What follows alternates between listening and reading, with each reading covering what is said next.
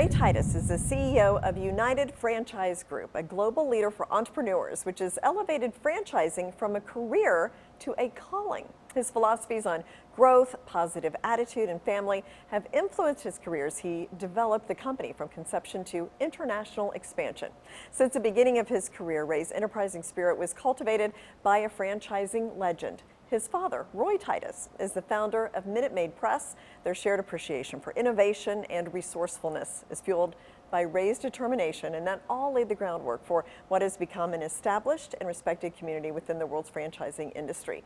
This year, United Franchise Group is celebrating its 35th anniversary, and United Franchise Group has more than 1,600 locations in more than 60 countries. With me is Roy Titus and co-host Matt Doherty. Great to have you here. And Ray, let's just start with, I'm really curious about the influence your father had on you and the impact of running a family-owned business. Tell me about that. Well, it's been incredible growing up in an entrepreneurial home right here in New York and out on Long Island. As you said, my dad started Minuteman Press in the 70s, and I grew up with that business. And he taught me at an early age. In fact, my 8th grade school paper was how to start a franchise company. So, Wow. So it started early on, and I was gravitating toward basketball and playing basketball and coaching.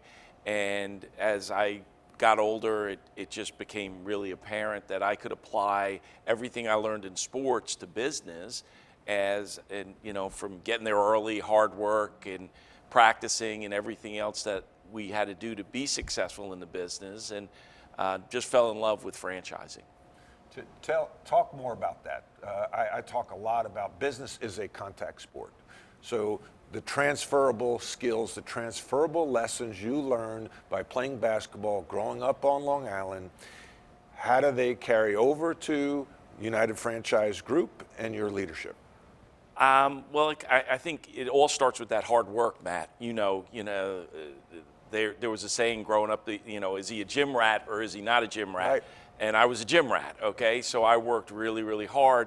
I didn't have the physical skills. I couldn't jump as well as a lot of the other players. I wasn't as quick as a lot of the other players, but I worked really hard at it. And I could see that if you worked really hard, you could get there. And there were a lot better players that didn't get scholarships when I did get one. And so that lesson taught me that in business, if I just worked a lot harder than the other people, that I could make it. And that's kind of where it started. And then it went to, okay, how do we groom our next leadership? How do we bring people along? How do we move forward with it? But to me, franchising just resonated because I was really goal-oriented. And so being goal-oriented, you could sit down with entrepreneurs and you could help them reach their goal of owning their own business and becoming successful in their own business. So I find it interesting that you were thinking about becoming a coach, but you are a coach,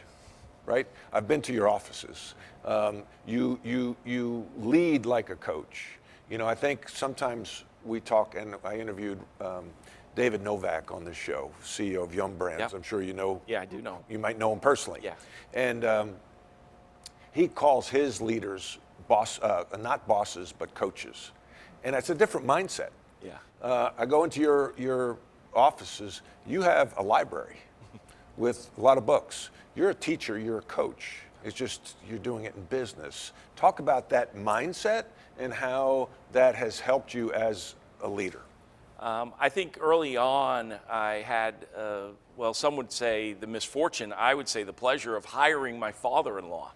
And it was one of those very interesting, I remember my dad sitting me down going, this has to work. If it doesn't work, you're in trouble. And so he said I wouldn't do it, but I did Wow. it. And he and JJ brought a mentorship and a lifelong learning attitude that I embraced and love to this day, promote with everyone on our team, is lifelong learning. And if you embrace always being open to new ideas and like AI or ChatGPT, and not being afraid of these new things that are coming out, but embracing them and looking for the silver linings in everything that we do, that's really led us to tremendous success over the years. So you're the boss, you're the CEO. You're supposed to know everything, right? No. But like obviously you don't, and you're okay with that. Yep. Like that vulnerability, I think people lean into that as opposed to you coming into a conference room and saying, we're going to do it this way. You're curious. Yeah. And so you let things bubble to the top. How would you tell the audience to show up at work or in a board meeting? Well, the first piece of advice I would give is what my dad gave me early on is don't try and be right in the beginning of a meeting, be right at the end of the meeting. And so what that led me to stop doing is coming into a board meeting and making statements and then trying to spend the next hour justifying my statement and trying to be right. And instead, ask questions of everyone and pull it together. And at the end of the meeting, if it comes out that that was the right way, and a lot of times it is, but it's so much better when it comes out of their mouths than when it comes out of mine. I could just come in and say, hey, do that, do that, do that, but it doesn't work the same way. And so I did get a chance to coach for about 10 years with the kids.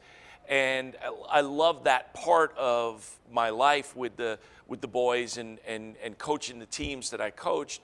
But what was pretty neat was I always liked to ref when I coached. And so I was in the middle of the court always. Mm-hmm. And I would blow the whistle and stop the game and say, okay, now why did you go that way? Why didn't you pass it to that guy standing in the corner wide open? Okay, and that's where you can go back to business and go, okay, let's stop. Don't be in such a rush to try to be right.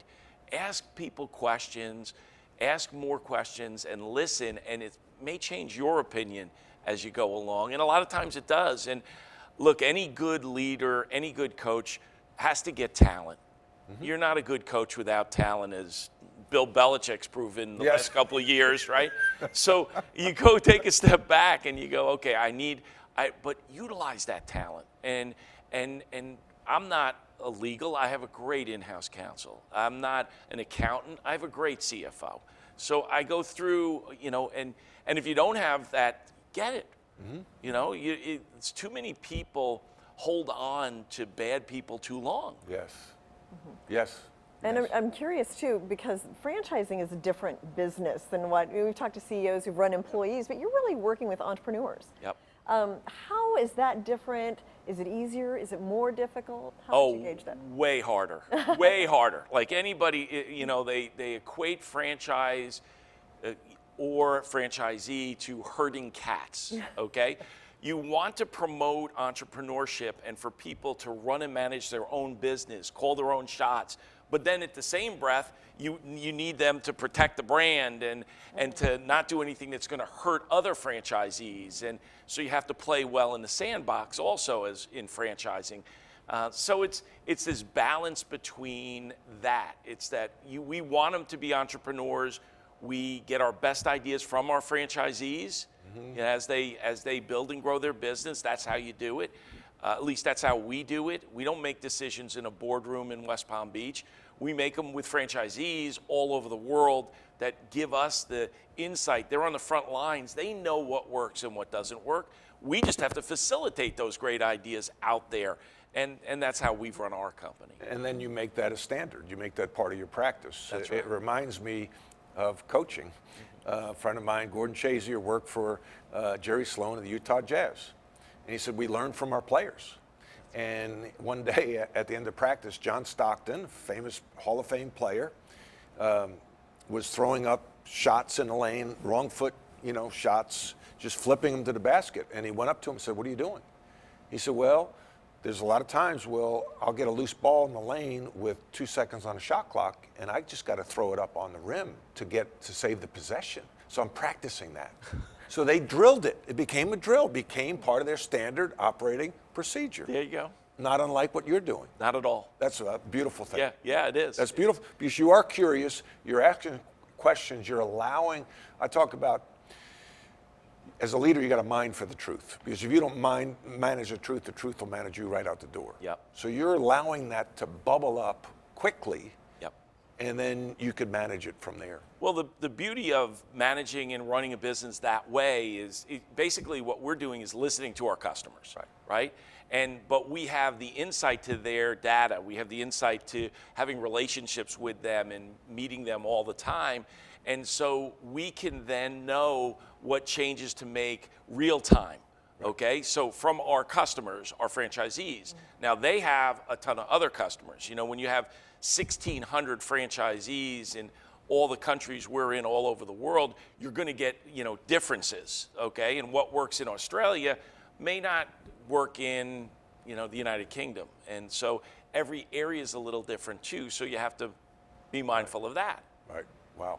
And you brought up data and ChatGPT. How do you stay on top of technology and the new things? How do you know when something is worth investing a lot of money into and when something's kind of a trend? That is a great question. I rely on my people again. Like, we have really good people that we will sit down and what I will, again, ask questions of them is, you know, if you had no budget, and money didn't matter, what would you do right now? What would you think about doing? What could we do?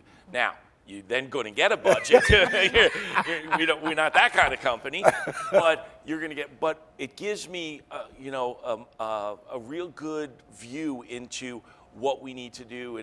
And so, like when the pandemic hit, one of the first things that happened with us is we're on the phone live with all our franchise owners to find out what are they selling, how are they getting through this, and then facilitating that out. I was literally on every week with the whole system.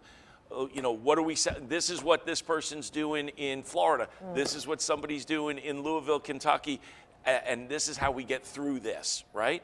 And so you ask the questions, you find out what we work, but we came back in that first week, we started a studio. Now, it wasn't as nice as this studio, but it's a really nice studio that we have. And we have the ability with screens to see over 200 people at the same time on Zoom calls. And so we're doing a podcast. We're doing, everything that we do now. Discovery Day tours weren't in person anymore. Now they're on Zoom. So we needed to up our game in that side. So when I sat down with our people, that was one of the big things. I said, let's go, let's do it. And we got this, we bought this, and we set it up. And so I think it's, again, listening to your people, but asking them questions that you can pull out what direction to take. So what I'm thinking, again, with your basketball background, it's halftime and you're down and your best player's hurt, and you didn't throw in the towel. You pivoted, use a basketball term, you adjusted, you found a way, and you got better as a result. Yeah. So when you deal with adversity, you don't hit adversity and stop. You go through adversity, and it made you and your company better because now you have this studio, you have a new way to communicate. Yep. So when the pandemic opens up, you have a whole new tool to use. That's right. That's right. Matt, I go back to high school, at St. Agnes, down by 12 at halftime. Coach Willard comes in and loses his mind on us, okay? And, we come out at halftime, and, my dad was kind of a coach too. Not kind of, he was. And he pulls me aside and said, hey, that kid over there, what's his name on the other team that had scored a whole bunch of points? I said, I just ignored him, right? But he was trying to get me to, that guy scored a lot lot of points. You better shut that kid down, right? And Captain Obvious. Yeah. Thanks, Dad. Right? Good ending, Hollywood ending. We won by 17. Wow. Did you really? Yeah, we did. Wow. Yeah. It's a nice second half. Yeah, I bet. How many points did you score? Oh, maybe 10, 12 points. Okay. Our team had a couple big guys that got the ball an awful lot. We didn't have a three-point line back then, so the big guys, Coach Willard made sure Mr. Kempton and Mr. Volin got the ball Those a lot. were good teams. Tim Kempton, who went on to Notre Dame and played in the NBA forever, and I think still doing the radio for the Phoenix Suns. Yep. And Coach Willard went on to coach at Pittsburgh and work for Rick Pitino at Louisville. So that's funny.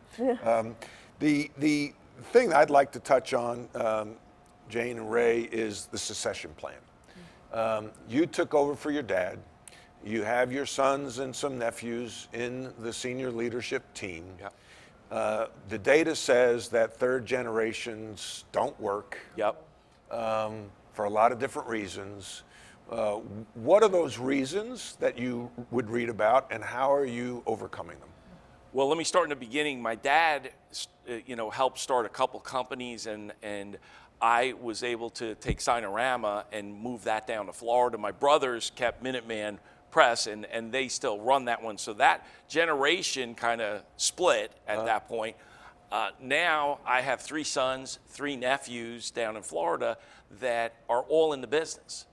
And a lot of employees that are 20 years, 25, 30 years, that are just as much of the UFG family as my own sons, and sometimes more. Right. And so you balance between that. But I think the first thing you have to do is commit time to that generation. Like, it's one thing, I talk to CEOs all the time, and I often find they're complaining about the next generation or complaining about their kids not having an interest in the business.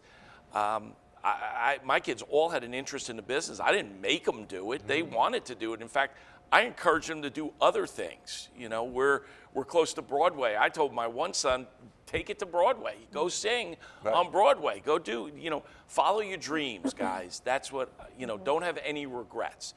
And so the first thing you got to do is put the time in. And so I meet with all 6 boys every single month, going through. I have a list of things that I cover with them. I have an employee that worked for us for 30 years, was my right-hand man, and now he runs his own business up close by you in Greenville. And he does a great job with them as well. He meets with all of them once a month as well. And we do group meetings. And I think you got to put the time in. I mean, Andrea, my wife, and I, when we first got pregnant and have our first child, we went to see Josh McDowell speak. And Josh McDowell said, kids spell love T-I-M-E. And never forgot that. Wow. Okay, just put the time in, be there and put the time in. And we never forgot that. And I apply that in the business with succession planning and looking at that's key. You've got to put the time in. Next is you've got to figure out the strengths and weaknesses of each one of I've got 6 boys to look at now, and my sister's 3 boys and my 3 boys. Who's good at this and who's good at this, and where could you see partnerships, and where could you see strengths, and what's the weaknesses? And I would say the opposite of what most people think is, find your weaknesses and work on those weaknesses. Absolutely not. At this stage, I tell them, don't spend any time on that. Spend all your time on your strengths. Whatever you're good at, and I've been to so many graduations and heard the same speech so many times at these high schools all over Long Island, I just can't even tell you. And they say, find something you love and go, follow your heart and find something you love. And I mean, that's such nonsense. Find something you're good at and then do that and get really, really good at it and get better than anybody else at it, and then you'll excel. And so I really spend a lot of time figuring out, putting them in places where they can succeed. How do you have, I call them crucial conversations, with your boys, your nephews, that, hey, there's a way to say it. Like, hey, Ray, you're not athletic enough. Yep. You're not a good shooter. Stop shooting and thinking you can dunk the ball. Yep. All right, just pass the ball to Kempton and get out of the way. That's right. All right, Coach Smith said it nicer to me. He said at North Carolina, Matthew, you could be the best screener in the country. Right? So it's his way of saying, get the ball to Michael Jordan and James Worthy and get out of the way. But he did it in such a nice way. Yeah. Leadership is manipulation. Good leadership is manipulation with good intent. I agree with that, Matt. I think. How do you do that with your boys and your nephews when you're going to be sitting around the dinner table at Thanksgiving? You have to separate the two, first of all. I mean, you can't be talking business 24 hours a day, 7 days a week. And very often my wife and I will look at each other because the boys are just, business. They're into everything. And so I'll have to try to change the subject at the dinner table and, kind of pull it aside. But to get back to what you're saying is, I think it comes back to if you've put the time into them, if you've developed the relationship enough that you can be honest and you can be straightforward with them and just say, hey, this is what it is. I didn't, in college I didn't have Dean Smith, but in high school I had Coach Willard, and he said, you're not a Division I player, but you could be a great Division II player, and you could probably play a lot of Division I teams, and you could get the experience that you want to get, and you get your full scholarship, and that's what I would recommend you do. And it upset me because I saw other guys in our league that I felt like I was equal to or just as good at going to better schools and bigger schools, but I accepted it because he was right. Right, he was right. And he was right. And so at the end of the day, you got to put your ego aside. You got to be willing to accept certain things. And I think my boys and my nephews know that I always have it's always good intentions. I always have their interest at heart, and I always will, but it's the business. And it's tough sometimes. You know Bob McKillop, because Yep. he's a Long Island guy. You probably played against maybe his teams, maybe you're at Holy Trinity. Davidson College, I work for Bob. He calls them coaching scars, where you've made that mistake. You've said that thing that you regret, and you look back. Can you remember a coaching scar you've had? Oh, I get scars all over. Okay, they're everywhere. I had one just the other day. I had one, and it still bothers me right now. I'm walking here from the hotel, and I'm thinking, I shouldn't have said that. That was just a really dumb thing to say in front of several other people about somebody else that I shouldn't have let my emotion take over. So it happens all the time. It's now, how do you clean it up? How do you find what that trigger might be and suppress it before it comes out? But if it comes out, you got to clean up in aisle 3. Yeah. But how do you, but what? I don't think, Matt, you want to suppress it as much. Like you don't want to have those all the time. And obviously, if that's happening all the time, you're probably not a real good leader. Right. But if it happens once in a while, you're pushing the limit, which is good in one way, because that's where greatness is. Right. Greatness is there. But if you suppress it, you're not going to get to that line and past that line for great things and great ideas and innovation and other things and making moves with the company, with the different people. It's just now going back and going, hey, I said something I shouldn't have said, and that wasn't right. This is what I really believe. I don't really believe that, but here's the deal. And it's being honest and straight up. And I think that goes a long way. Maybe sending a card if it's somebody that's not there, or, just clean it up a little bit. Yeah. Own it and clean it up and move forward. We're all going to make mistakes. I don't have all the answers, but I have to look at, I need to be like, we're the facilitator for our franchisees to get good ideas to other franchisees. I have to be the facilitator in our organization for good ideas, or to kind of smooth things forward and move things forward. Last question. Yeah. Succession planning. Your dad handed you the ball. What did he do? And then you're going to hand off the ball. Then what do you do? I've been there as the head coach at North Carolina, and Dean Smith, legendary coach, Bill Guthridge, the two people that I followed, had offices in the building. There was a presence and a shadow, and that was good to some degree, but it also could be not so good. So when you hand off the ball, what are you going to do? It's a great question, Matt. And looking back on it, my older brother, Bob, had it much harder than I did. Because my dad kind of semi-passed the ball to him. But he passed the ball to me, and I moved the company to Florida. And so he had him a lot more. Did you do that intentionally to get away Not from him, but away from everybody else. Yeah, Yes. okay. Yes. Yeah. I used the cost of offices as the excuse. Yeah. But the real reason behind the scenes is we were in the shadows of all these other people, and they weren't going to let us be more successful. And moving to Florida was one of the best things we ever did for the business. For me, the company is in really good shape. It's in a great position. We have 10 brands, 1,600 franchisees in almost 80 countries worldwide, and so it's a different set of circumstances. But it is still passing the ball, right? So, but I look at it as I'm going to pass several balls. I'm not just going to pass one ball to one person. I'm going to try to establish, how is this going to work? How is that going to work? And how is this going to work? And then they're going to take it from there. And I'm not a control freak. I think every entrepreneur starts out as a control freak, and I'm a recovered control freak. Okay?